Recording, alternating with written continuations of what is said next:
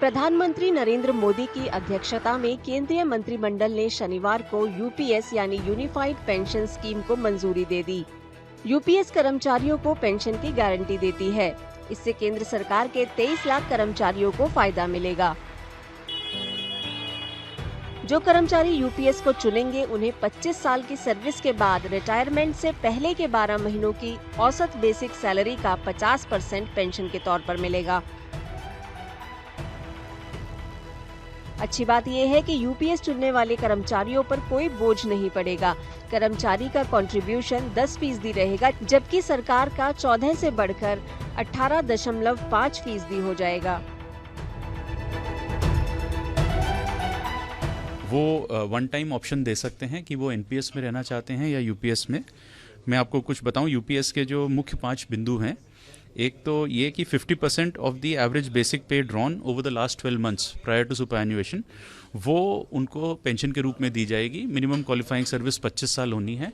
यदि किसी की 10 साल भी है तो उसको प्रोपोर्शनेटली उस हिसाब से पेंशन मिलेगी। बट जिसने 10 साल की है तो मिनिमम पेंशन करीब 10,000 रुपये मिलेगी।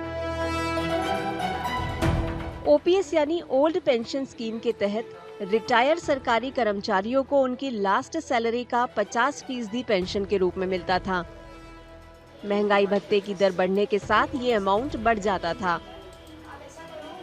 एनपीएस में कर्मचारी बेसिक सैलरी का 10% देते हैं, जबकि सरकार 14% का योगदान देती है। दूसरी ओर यूनिफाइड पेंशन स्कीम में 18.5% सरकारी योगदान है।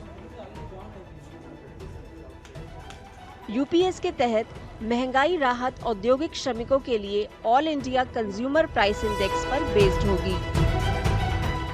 So the difference between the old pension and the new pension scheme was that in the OPS, government employees got a fixed assured amount of pension, which was pegged to their last drawn salary.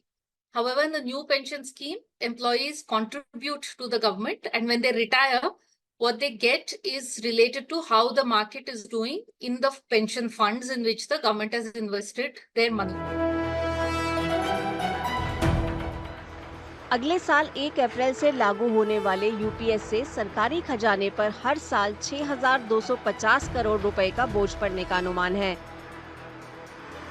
ये ऐलान कई गैर BJP राज्यों के DA linked old pension scheme को वापस करने का फैसला लेने और दूसरे राज्यों में कर्मचारी संगठनों के इसकी मांग उठाने के बीच आया है।